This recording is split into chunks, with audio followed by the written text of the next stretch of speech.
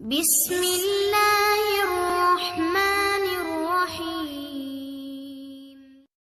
Warahmatullahi wabarakatuh.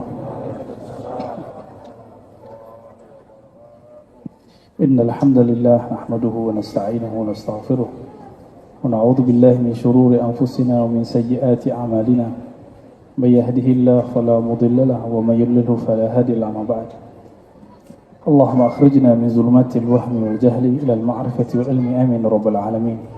Wa akhrijna rabbana min daniyati khuluqin ila saniyatiha amin rabbal alamin. Baik Bapak, Saudara, ikhwan akhwat fillah.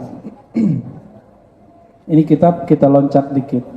Biasanya kita bahas tokoh. Tadi pagi ada yang nanya saya tentang emang Rasulullah itu ngajarin tasawuf ya? Kalau iya mana dalilnya? Gitu. Itu bikin kepikiran seharian sampai ke bawah mimpi. Maka tanpa disengaja pun pertama, jadi saya kalau nandain buku itu taruh handphone gitu. Yang saya tandain langsung judulnya At-Tasawwuf. Jadi ini bab ke Al-Thalis wal Arba'un, bab 43. Orang Arab itu ngitungnya gampang, dari yang kecil dulu, Al-Thalis, yang ketiga, wal Arba'un, dan setelah Arba'un 40, berarti 43. Beliau Al-Imam Al-Qushairi. Imam Qushairi ini kita sudah sebutkan berkali-kali bahwa beliau telah mengumpulkan ajaran ulama salafus saleh dalam kitab Ar-Risalah Al-Qushairiyah, dan beliau termasuk guru hadis Imam Al-Baihaqi. Bahkan bukan nggak ketemu, Imam Baihaqi nggak ketemu beliau, yang ketemu cuma anaknya. Jadi Imam Baihaqi belajar ke anaknya, anaknya belajar ke beliau. Artinya beliau ahli hadis. Orang itu kan mengira hadis itu tujuan tertinggi. Bukan, belajar hadis itu justru bukan untuk mencapai hadis. Belajar hadis itu bukan untuk hadis. Karena hadis itu artinya berita. Berita itu ada yang sahih, ada yang tidak sahih. Maka ada namanya ilmu kritik hadis, tapi tidak boleh kritik Nabi. Nggak ada ilmu kritik Nabi. Kritik Nabi kafir. Tapi kalau kritik hadis itu orang ilmuwan. Ketika Imam Daruqutni mengkritisi Imam Bukhari dan mengatakan di dalam Sahih Bukhari ada hadis dhaif, itu namanya kritik hadis. Tapi dibantah lagi oleh Imam Ibnu Salah, lalu dibantah lagi oleh imam-imam setelahnya, puncaknya Ibnu Hajar Al-Asqalani. Maka sekarang nggak ada lagi yang meragukan Sahih Bukhari itu sahih. Ya, di zaman Rasulullah adakah Sahih Bukhari? Nggak ada. Maka pertanyaan, apakah ada tasawuf di zaman Rasulullah? Sama jawabannya. Adakah Sahih Bukhari di zaman Rasulullah? Nah, jawabannya itu mirip-mirip gitu ya. Namun kenapa asumsi tentang tasawuf itu kok selalu dipisahkan dengan ahli hadis? Padahal ahli hadis itu tanpa sufi keras. Sufi tanpa hadis sesat. Tapi kenapa orang coba-coba untuk memisahkan mereka dan mentalak tiga antara mereka sehingga nggak bisa rujuk lagi? Muncullah asumsi di kalangan kawan-kawan kita sebagian, terutama yang baru ngaji dan lewat YouTube, yang dicari tasawuf. Muncullah ustadz yang mengatakan tasawuf itu zindik, tasawuf itu fasik, tasawuf itu cuma teriak-teriak nama Allah, tasawuf itu gila, tasawuf itu cuma itu. Orang yang pertama kali bertanya lalu membuka YouTube, it's okay, nggak masalah. Namun itu harus dikonfirmasi langsung ke ahlinya. Kalau saya sakit, bisakah saya nanya ke YouTube?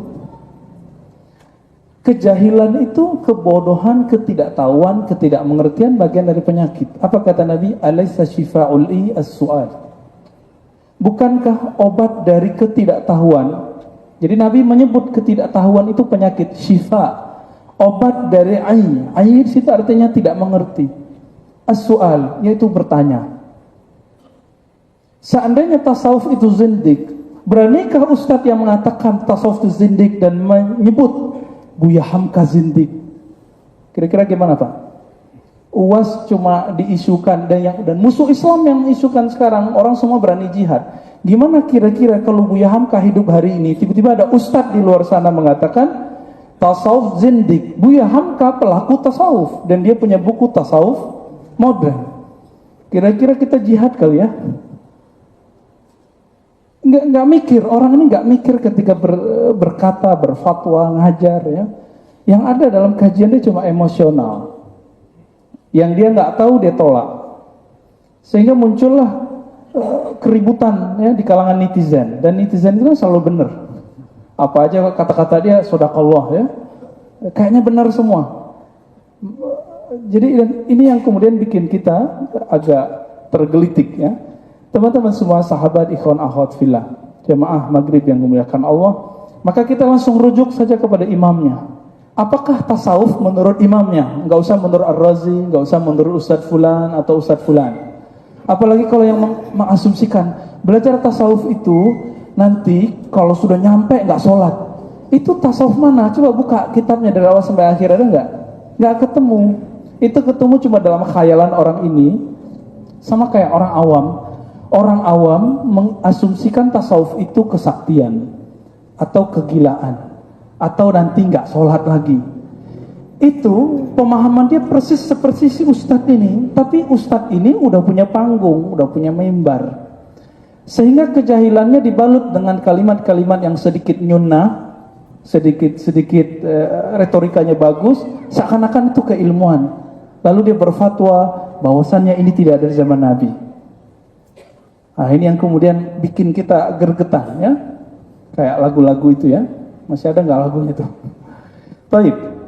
Lalu apakah itu tasawuf? Nah, ternyata makna tasawuf dan asal kata tasawuf memang berubah pendapat orang-orang dari dulu dan bermacam-macam. Tidak ada kata sepakat. Namun mereka sepakat semua mengenai tujuannya. Setelah saya lihat lebih dari 200 sampai 1000 makna dari kata tasawuf. Tapi intinya cuma satu. Intinya cuma satu. Yang kita baca dalam hadis Imam Muslim, hadis pertama, al-ihsan an ta'budallah ka'annaka tarah. Ihsan itu engkau berubudiyah seakan-akan engkau memandangnya. Jika tidak memandangnya, maka engkau merasa dipandangnya. Coba antum udah ngerasain itu belum? Kalau belum, jangan tolak tasawuf, karena hanya ada di tasawuf itu. Wallahi, demi Allah, itu cuma ada di tasawuf. Orang belajar hadis, hadis itu berita, sama kayak baca berita. Bedanya, si pemberita itu orang soleh. Lalu kita doakan, sampai kepada Sayyidus Sholihin, sumber berita Nabi Muhammad SAW. Karena kita cinta, maka berita-berita itu masuk dalam pikiran. Teman-teman semua berita yang kita dengar itu akan jadi bahan obrolan kita tiap hari. Maka coba lihat temannya, makan siang, makan malam, apa yang dia obrolin lagi makan, itu yang dibaca waktu dia buka handphone. Kita nonton, itu yang apa yang masuk itu yang keluar. Persis seperti teko, apa yang dimasukkan maka itu yang keluar. Persis, nggak jauh beda. Maka jangan eman-eman, ini ruang di dalam tubuh ini jangan diisi yang nggak penting. Nanti keluarnya nggak penting. Tiba-tiba semua jadi pakar politik, giliran masalah UAS jadi pakar hadis semua. Tiba-tiba jadi pakar hadis Pak. Masalah hadis, malaikat masuk ke rumah yang ada kalbun ya, anjing ataupun tamasil, patung dan lain-lainnya ya. Baik, kita coba lihat cek. Apa yang dimaksud tasawuf oleh ahli sufi? Apa kata beliau? Takallaman nas fi tasawuf, ma ma'na wa fi sufi manhu. Banyak orang berbicara tentang tasawuf. Apa itu tasawuf? Wa manhu, dan siapa pelaku sufi, pelaku tasawuf? Maka disebut sufi. Jadi ada mutasawwif, ada sufi, itu beda. Mutasawwif itu orang yang belagu kayak dia sufi. Berserban-serban sufi, kopiah sufi, tasbih sufi. Tapi dia sebenarnya nggak sufi. Dia sufulus, sukafulus. Maka beliau menjawab, ya, Fakullun abbara bima waqa'a lahu. Jadi kalimat ihsan tadi, ihsan? Ibadah seakan berdialog, ketemu Allah, memandang Allah. Jika tidak memandang Allah, maka merasa dipandang oleh Allah. Itu sama kayak orang ditanya, apa rasamu tentang cinta? Apa definisimu tentang cinta? Sampai sekarang ketemu gak definisi paten tentang cinta? Gak ada. Kita udah nanya sama psikolog, gak ketemu juga katanya. Ya, ketemu, apalagi ke setiap orang yang merasa jatuh cinta itu beda-beda. Sufi itu ibarat orang yang sedang jatuh cinta kepada Allah Ta'ala, maka definisinya beda-beda. Apa kata beliau? Fakullun abbara bima waqa'a lahu. Setiap pelaku ihsan, pelaku amal qalbu akan mengibaratkan, mengungkapkan tentang tasawuf definisi yang sesuai dengan apa yang dialami. Oleh sebab itu definisi tasawuf itu tidak satu. Definisinya bisa lebih dari 1000. Karena makomat yang Allah beri, tahapan-tahapan rohani yang Allah beri itu tidak terhingga. Contoh, apa itu khusyuk? Macam-macam kan jawabannya? Ada yang bilang khusyuk, kamu baca, kamu faham. Bagi saya itu belum khusyuk. Karena saya sudah mengerti bahasa Arab bertahun-tahun dan itu enggak khusyuk. Itu cuma menerjemah lagi sholat nggak khusyuk, Pak, capek, lelah sekali kepala kita menerjemah. Tapi kalau sudah cinta, lalu saya sholat yang 11 rakaat, 20 rakaat setiap Ramadan itu terasa sebentar. Maka ada orang mengatakan al-khusyu'u munajatun. Khusyuk itu kamu bermunajat kepada Allah. Lalu ada lagi teman mengatakan khusyuk itu sedikit sekali. Kamu ingat Allah saat tasyahud dan assalamualaikum. Dikit amat khusyuknya. Berarti dia cuma dapatnya segitu. Ada yang menerjemahkan khusyuk kalau sholat pakai baju koko. Ya, dulu saya masih ingat teman saya mengatakan kamu sholat khusyuk itu jangan pakai levis, jangan pakai kaos, pakainya pakai baju koko. Coba yang sudah sholat pakai baju koko khusyuk nggak? Nggak ngaruh. Pakaian ini nggak ngaruh. Satu kali Abu Hanifah radhiyallahu taala anhu wa rahimahullahu alaihi wafat tahun 150 Hijriah. Beliau lagi ngajian begini, dulu kan nggak ada kursi, kakinya kram. Apa kata beliau? Wahai murid-muridku, izinkan aku meluruskan kakiku. Semuanya, oh ya pantas gurunya diizinkan. Tiba-tiba ada orang berserban bagus, gamisnya keren, jubahnya luar biasa, masuk. Abu Hanifah kira ini kayaknya orang alim nih, tapi kok nggak ada di sini. Akhirnya Abu Hanifah yang tadi kesakitan kakinya, beliau melipat kakinya dan bersila seperti biasa, menghormati, jangan-jangan ini orang alim. Karena pakaian yang dia pakai pakaian ahli hadis. Selesai kajian, tanya jawab. Mulailah orang itu bertanya. Ternyata pakaian gak jaminan orang itu cerdas. Apa pertanyaan dia? Pertanyaannya awalnya masih serius. Ya Abu Hanifah, mata yuftirus shaim? Hei Abu Hanifah, kapan seseorang itu boleh berbuka? Karena Abu Hanifah masih menakar-nakar, mengira-ngira ini orang nguji atau apa. Maka beliau jawab dengan detail. Idza gharabatis syams fa alaihi bil iftar. Siapa yang mengalami matahari terbenam, maka boleh berbuka. Itu pertanyaannya masih oke. Tapi pertanyaan kedua, Abu Hanifah mulai senyum. Apa pertanyaannya? Ya Abu Hanifah, kaifa idza lam taghrubis syams? Kayaknya fasih nggak tuh bahasa Arabnya? Paham nggak? Apa kali terjemahannya? Hei Abu Hanifah, bagaimana jika matahari tidak pernah terbenam? Abu Hanifah langsung selonjorin kakinya. Orang bodoh tuh. Orang bodoh pakaian alim. Langsung beliau nggak ngomong, nggak bilang ente bodoh. Jadi ketika kita tahu ada orang bodoh, kita nggak perlu bilang ente bodoh. Ketika kita tahu orang itu sesat, ahli bid'ah, kita juga nggak perlu mengatakan ente ahli bid'ah, ente sesat, itu nggak perlu. Cukup dimaklumi. Apa kata Allah? Fa'arid anil jahilin. Maka berpalinglah dari orang-orang yang jahil, yang tidak mengerti. Jangan dibahasakan. Nanti orang mengerti sendiri. Oleh karena itu diriwayatkan dari Ali bin Abi Thalib radhiyallahu taala anhu, apa kata beliau? Manusia itu kayak punya mutiara.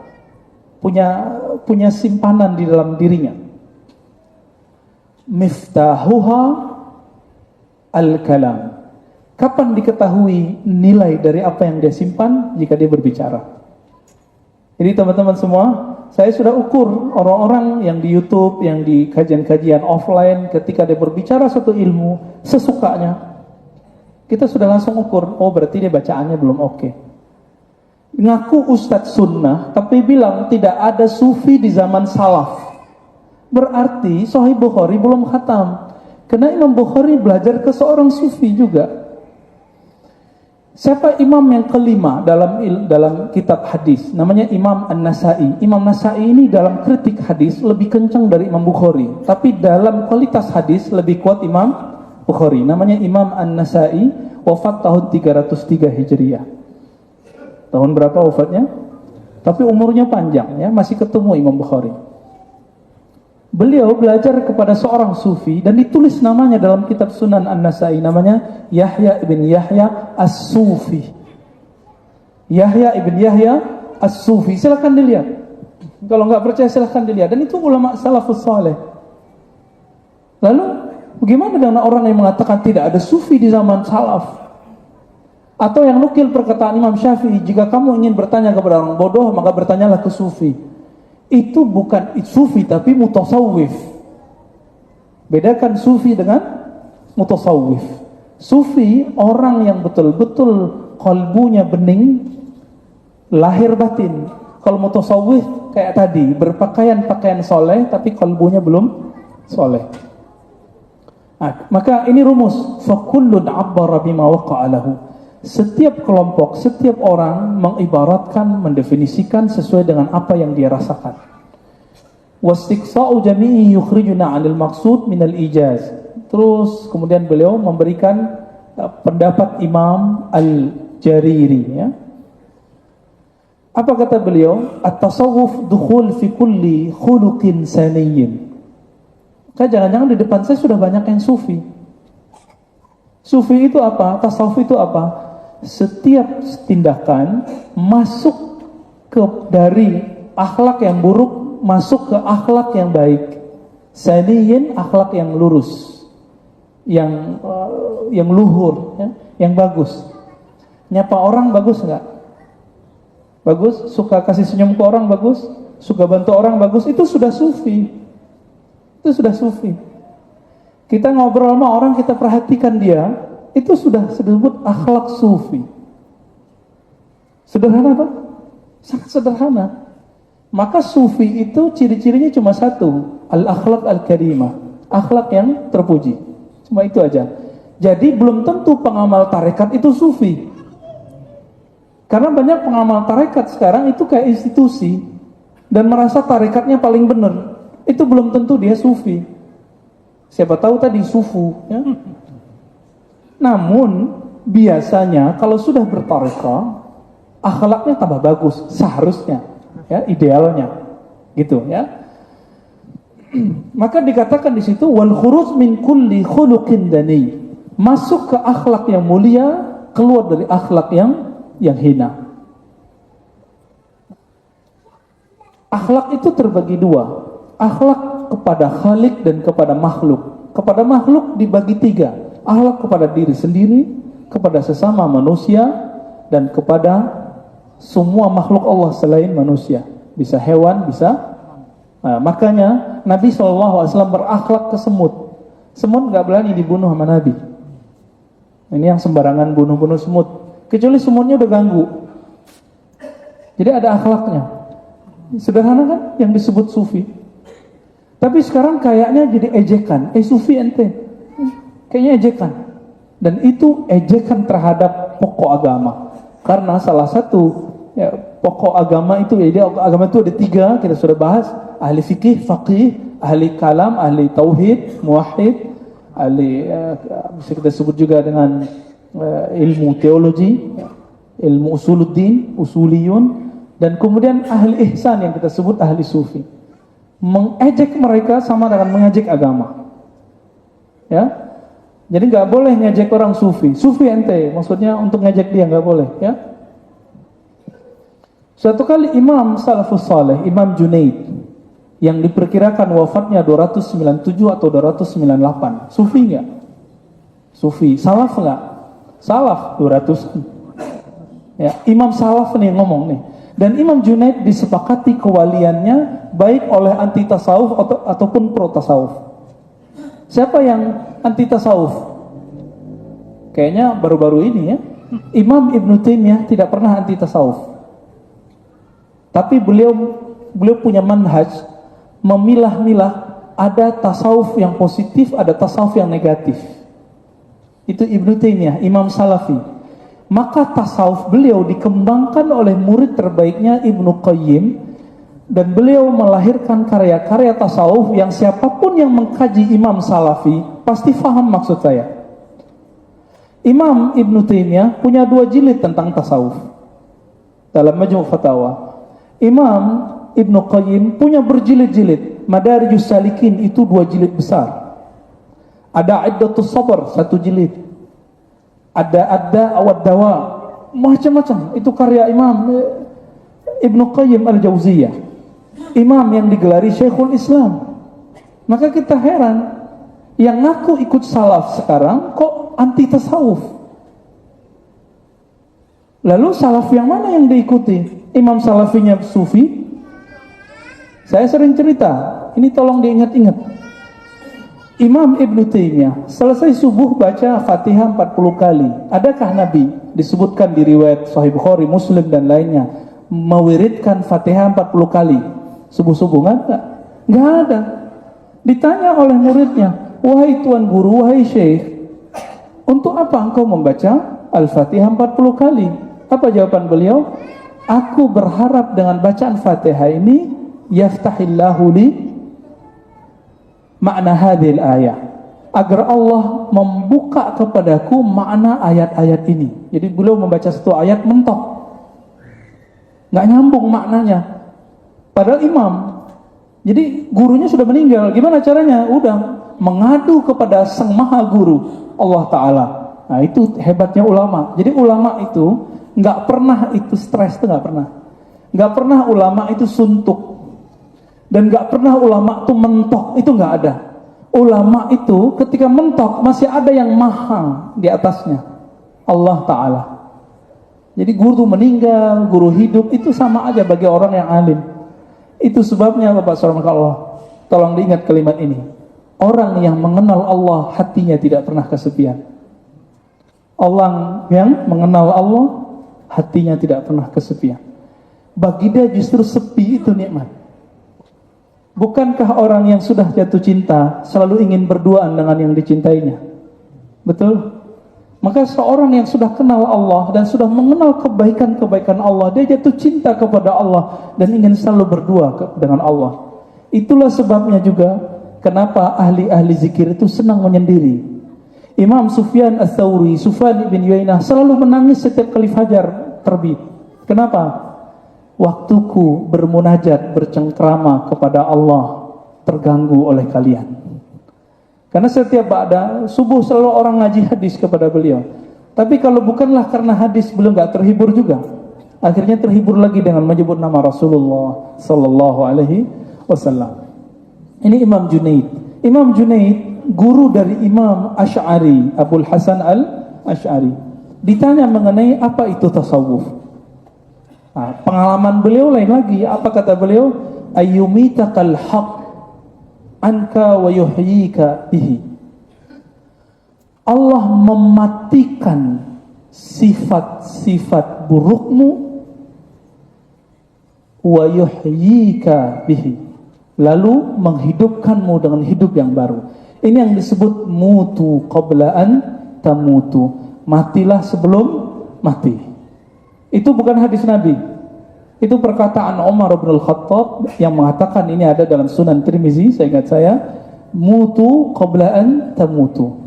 Ya, maksudnya ingatlah kematian sebelum benar-benar mati. Itu sufi. Itu sufi. Sederhana tuh. Ya? Dan itu berarti ada di dalam ajaran Nabi SAW. Kemudian masih ada lagi pendapat ulama-ulama ya. Amr bin Utsman al-Makki ditanya, apa itu tasawuf? Apa jawaban beliau? Ayyakuna al-'abdu fi kulli waqtin mimma huwa aula bihi fil waqt. Bahwa seorang hamba Allah fi kulli waqtin, setiap saat, bima huwa aula bihi fil waqt, selalu berusaha melakukan hal yang terbaik dari sebelum-sebelumnya, dari waktu-waktu sebelumnya. Itu sufi. Berarti sufi itu nggak pemalas, nggak ada pemalas. Sufi itu ada yang pedagang. Siapa itu? Gurunya Imam Junaid, namanya Syarif Saqti. Dia punya toko, Pak. Seandainya Syarif Saqti hidup hari ini, dia mungkin punya toko online. Mungkin dia punya toko di Tokopedia itu ya. Itu Imam Syarif Saqti. Dan saya sering cerita, Syarif Saqti tokonya selamat ketika semua toko terbakar. Dilaporkan, jadi beliau lagi zikir, lagi ngajar orang, terus ada orang mengatakan, wahai Tuan Guru Syarif Saqti, ada kabar buruk. Apa kabar buruknya? Pasar terbakar, tapi tokomu selamat. Apa kata dia? Alhamdulillah. Itu benar gak sikapnya? Benar ya? Iya benar ya.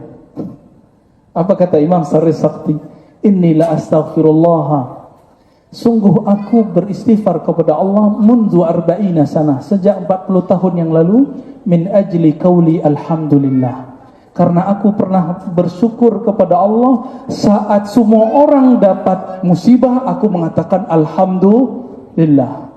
Itu sufi level tinggi. Jadi dia merasa, kenapa aku individual ya? Merasa senang ketika selamat, yang lain gak selamat. Itu gak sufi, itu sufu.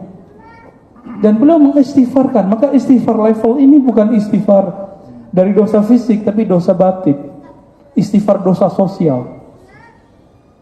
Apakah kita sudah istighfar dari dosa sosial, dosa akhlak, dosa nyakitin orang? Beliau gak nyakitin orang, tapi kalimatnya itu kalau terdengar oleh orang-orang yang terbakar tokonya, kira-kira gimana? Alhamdulillah tokoku gak kebakar, toko dia kebakar. Gimana perasaan orang itu? Masya Allah ya. Berarti orang-orang yang seperti itu individualis, ingin menang sendiri. Nah, ini yang disebut sufi, teman-teman ya. Jadi bukan sufi itu bukan yang nggak ngomong-ngomong sendiri gitu, bukan. Itu bukan sufi. Kemana rambutnya panjang? Ya, kalau mau rambut panjang itu urusan antum itu ya. Rambut panjang itu ada hadisnya, tapi nggak panjang-panjang amat. Ya, ini kan sekarang lagi tren nih kiai rambut panjang. Ada hadisnya, tapi nggak panjang-panjang amat. Nutupin sampai ke leher itu ada. Insya Allah sekali seumur hidup nanti saya amalkan di situ. Ya. Tapi sekarang belum pas, masih ngajar di kampus. Nanti ditiru sama mahasiswa kita. Baik.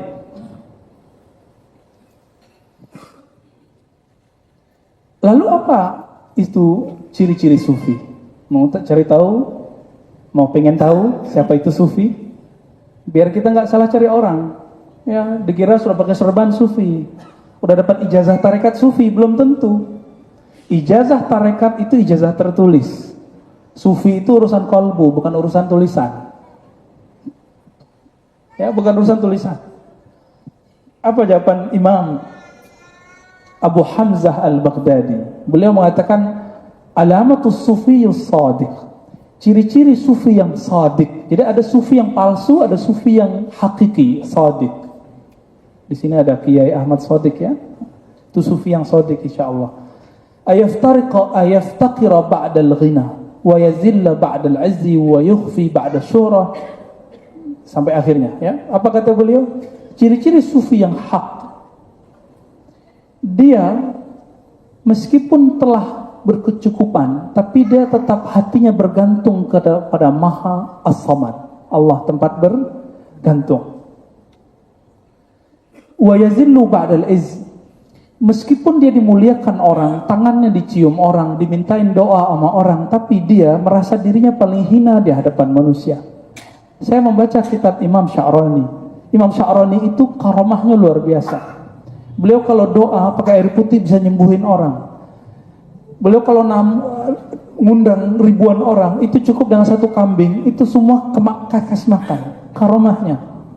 Tapi setiap kali kajian beliau mengatakan, saya berharap keberkahan dari doa murid-murid saya. Kenapa? Mereka kan tidak tahu isi hatiku. Yang mereka tahu cuma serbanku tebal, gamisku bagus, serbanku ya muter berkali-kali, jubahku berwarna macam-macam, tasbihku panjang. Yang mereka tahu aku ini soleh, padahal aku tidak soleh-soleh amat. Jadi beliau mengatakan, seandainya orang tahu isi hatiku, mereka tidak akan lagi mau ngaji kepadaku. Itu semua sufi merasa begitu. Gak ada yang merasa makomnya lebih tinggi dari makom orang lain. Dan ternyata itu ada dalam Kitabul Iman. Maka kalimat sufi-sufi, ajaran-ajaran sufi muncul dalam kitab Sahih Bukhari. Karena Imam Bukhari belajar ke seorang sufi yang nyambung kepada sanad Hasan Al-Basri. Disebutkan di situ Hasan Al-Basri berkata, "Man amina minan nifaq fahuwa munafik." Siapa yang merasa dia aman dari sifat munafik, itulah munafik sebenarnya. Siapa yang merasa dirinya munafik, insya Allah dia terbebas dari kemunafikan. Hati-hati, politik, gerakan-gerakan keagamaan sekarang bikin orang merasa dirinya tidak munafik. Ya, justru nuduh orang munafik. Ciri-ciri sufi itu nuduh dirinya munafik. Maka ketika sufi dikafirkan orang, dia nggak marah. Imam yang kontroversial, tapi saya sudah bedah akidahnya waktu S1, S2, dan ternyata akidahnya Ahlussunnah, ahli hadis. Namanya Imam Ibnu Arabi. Yang orang yang tidak kenal beliau mengatakan beliau ini kafir. Bahkan siapa yang syak terhadap kekufurannya maka kafir. Ada yang mengatakan begitu. Begitu bencinya orang kepada sufi, karena tidak mengerti sufi itu apa. Ibnu Arabi, karena emang beliau ini kata-katanya sedikit agak nyeleneh, tapi ahli hadis. Beliau meriwayatkan hadis sendiri sampai ke Rasulullah, dari fulan sampai ke Nabi sallallahu alaihi wasallam. Ada seorang khatib setiap hari juga ahli hadis sama dengan beliau mengkafirkan dia setiap ba'da salat 7 marrat, 7 kali, dan dijadikan wirid. Jadi wiridnya bukan subhanallah. Selesai assalamualaikum, assalamualaikum, apa kata dia? Asyhadu anna Ibn Arabi kafir, kafir, kafir, kafir sampai 7 kali. Dan dia merasa nyaman dengan itu. Tapi tidak sampai 7 hari orang itu mati mendadak. Siapa yang pertama mengunjungi dia? Ibn Arabi. Dan Ibn Arabi ditanya, kenapa ente gak marah kepada orang ini? Jawaban dia apa? Mungkin yang dia bayangkan tentang Ibn Arabi itu bukan saya. Ya. Saya tidak kafir, tapi kalau saya dituduh kafir, mungkin ada kekufuran di kolbu ini. Itu yang saya perbaiki beberapa hari ini. Jadi beliau gak marah ketika dianggap kafir oleh orang lain. Gitu.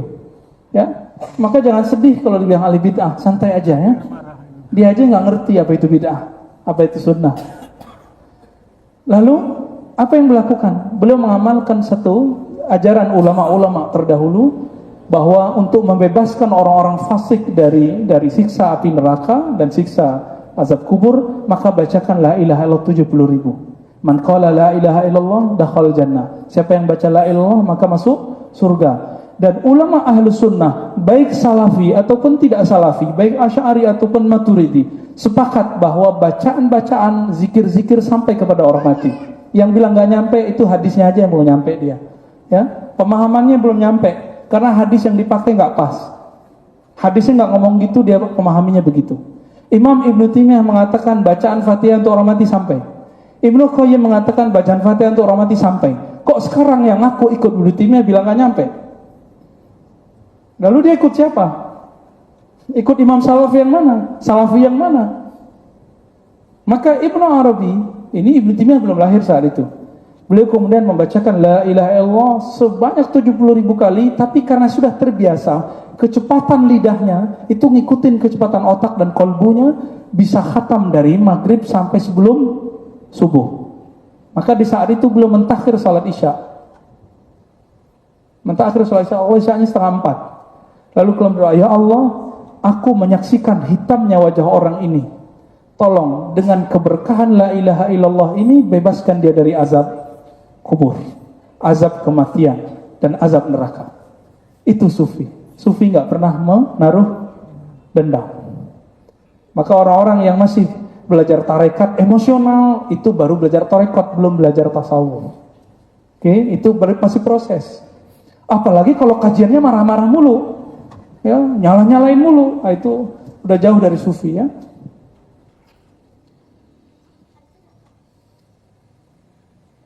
Dan sufi itu yukhfi ba'da syuhrah.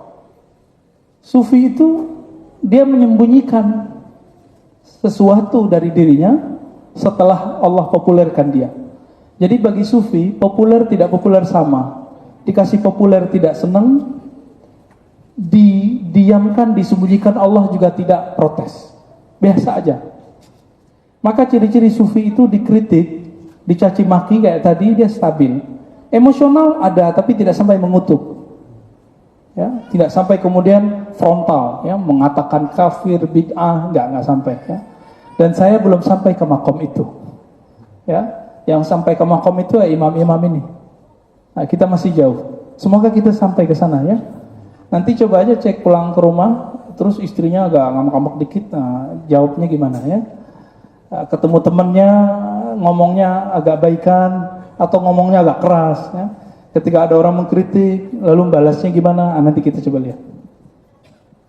Nah, ini masih banyak nih ya definisi sufi. Pendek cerita ya, tasawuf itu kata Imam Maulana Imam Az-Zarruq punya kitab judulnya Qawaidut Tasawuf. Jadi yang ingin mempelajari apakah itu tasawuf, cari kitab judulnya Qawaidut Tasawuf. Di situ antum akan lihat bahwa tasawuf tidak pernah lepas dari syariat. Tasawuf selalu berkaitan dengan ahli hadis, ahli fikih. Bahkan disebutkan, jika ahli fikih debat sama sufi, maka yang didahulukan selalu fikih. Sufi belakangan. Karena sufi ngomong kolbu itu urusan Allah. Sedangkan ahli fikih ngomong tentang hukum yang sudah jelas. Gitu. Ya.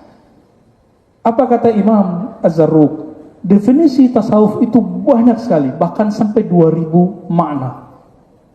2000 makna itu menunjukkan bahwa ulama salaf dulu jika dikumpulkan pengalamannya 2000-an tentang tasawuf. Tapi intinya cuma satu yang kita baca dalam awal iftitah, wajjahtu wajhiya lilladzi fataras samawati wal ard, dan ujungnya inna salati wa nusuki wa mahyaya wa mati lillahi rabbil alamin. Kalau itu tasawuf, adakah yang perlu menentangnya? Wajjahtu wajhiya ya Rabb. Jadi ketika takbir, kenapa antum enggak khusyuk? Karena ketika baca iftitah tidak memaknai dan tidak merasakan, enggak cukup menerjemah. Wajjahtu wajhiya, aku hadapkan jiwaku, qalbuku, pikiranku, tubuhku kepada pencipta langit dan bumi. Siapa itu? Allah. Hadap itu di depan atau jauh? Maka Nabi mengatakan, jika kamu sholat jangan meludah ke depan. Kenapa? Allah ada di depanmu. Dalam bab ini Allah boleh diimajinasikan betul-betul di depan, tapi bukan berarti Allah menempati ruang depan, karena Allah bukan benda. Ya, kita sudah bahas di waktu yang lain, nanti kita bahas lagi. Allah itu kalau disebut di atas aras, bukan berarti menempati aras. Jika turun, bukan berarti pindah. Kalau kita kan dari atas ke bawah, turun. Allah itu bukan benda, maka tidak ada gerakan. Karena dia maha sempurna. Yang bergerak, bertempat itu tidak sempurna. Nah, teman-teman semua, ikhwan akhwat fillah jamaah maghrib yang muliakan Allah. Jadi kata beliau, tasawuf itu adalah qalbumu menghadap kepada Allah. Maka sejauh mana qalbu ini menghadap kepada Allah dalam zikir, dalam luar zikir, dalam solat di luar solat, dalam bekerja di luar bekerja, dalam berumah tangga di luar rumah tangga, qalbunya connect kepada Allah, itu sufi. Sudah begitu belum? Maka mohon maaf, orang yang menikah lalu baca doa sebelum menggauli pasangannya itu sufi, karena qalbunya nyambung. Orang yang makan, minum, lalu baca bismillah, itu sudah sufi, walaupun dia membid'ahkan tasawuf. Sederhana, ketika keluar rumah, kaki saya keluar kaki kanan, lalu mengatakan, ya Rabb, bismillahi tawakkaltu Allah. Ya Allah, aku berserah diri kepada Engkau. Itulah sufi. Jadi setiap aktivitas kalbu yang nyambung kepada Allah, itulah tasawuf, gak lebih. Namun, jika memang tidak suka dengan istilah tasawuf, silakan ganti istilahnya kalau mau. Tapi saya nggak mau ganti. Karena istilah ini sudah paten di kalangan ulama salaf. Mau ganti sekarang istilahnya apa? Tazkiyatun nafs. Ya, tazkiyatun nufus. Di Quran, tazkiyatun nufus ada dua maknanya, ada yang positif, ada yang negatif. Qad aflaha man zakkaha, itu oke, yang positifnya. Tapi ada Quran, fala tuzakku anfusakum, jangan sok suci. Maka kajian tazkiyatun nafs itu nggak tahu yang mana. Tapi pas saya cek kajian tazkiyatun nafs, kitabnya kitab tasawuf. Apa yang dipakai oleh kawan-kawan kita yang mengharamkan tasawuf itu kitab Minhajul Qasidin, mukhtasarnya, karya Imam Ibnu Qudamah. Ibnu Qudamah mengikhtisar kitab tasawuf karya Ibnu Jauzi. Ibnu Jauzi mengikhtisar kitab tasawuf nomor 2 paling besar, judulnya Ihya Ulumuddin. Maka orang-orang yang menggunakan tazkiyatun nafs selalu menolak istilah tasawuf. Itu kayak ketemu bapaknya tapi nggak kenal bapaknya. Kurang ajar atau banyak ajar itu? Atau jahil? Udah selesai. Jahil itu kan bahasa Arab. Bahasa kasarnya bodoh.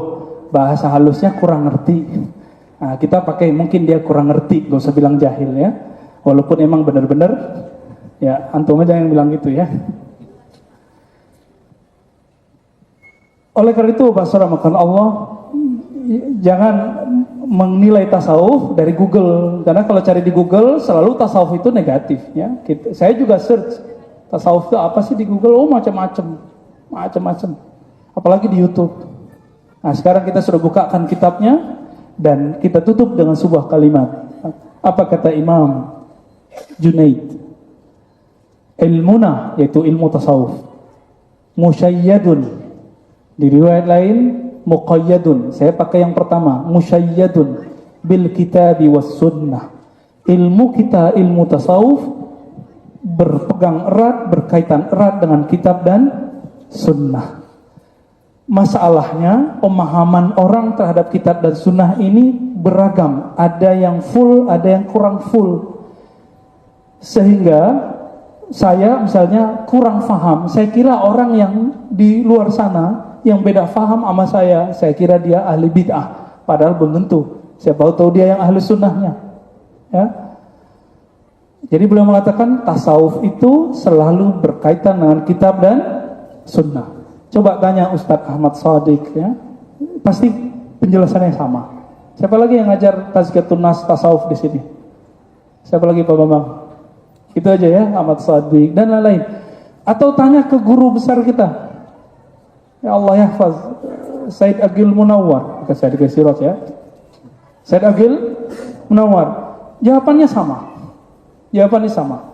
Siapa lagi? Habib Omar. Siapa? Ya Habib Omar di sini ada ya.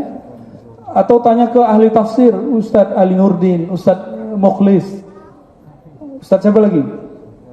Yang ahli terjemah itu Ustadz senior saya, Syarif Hidayatullah. Semuanya akan menjawab seperti yang kita jelaskan. Coba cek sesekali ya, kalau nggak percaya. Dan mereka menolak kajian-kajian tasawuf yang bersifat kebatinan atau kesaktian. Maka Bapak Saudara makan Allah, mari berpikir positif dan objektif. Tanya kepada ahlinya, semoga Allah melapangkan dada kita dan meluruskan kalbu kita. Wassallallahu ala nabiyina Muhammad. Assalamualaikum warahmatullahi wabarakatuh.